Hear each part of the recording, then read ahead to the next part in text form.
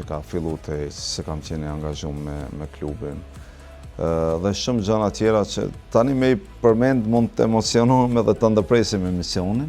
Kështu që familjes i kërkoj falje shumë, por edhe ato e dinë që unë këtë e bëj vetëm për ato, se ndoshta nesër mund të kthehem në Shkup dhe të punoj në një skuadër, por nuk do ishte ajo që ne tani mund t'ja lejmë vetes edhe për të jetuar mirë, edhe për të bërë ndonjë argjim pak më tepër, por edhe të bërë pushime pak më të mira.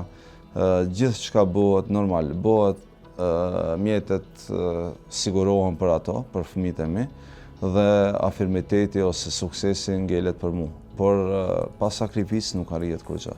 Nuk sakrifikoj vetëm unë, sakrifikojnë edhe bashkëshortja, edhe nëna ime, pa edhe fëmijët e mi, që ndoshta ndodhe me muaj nuk shihemi ose me javë ose.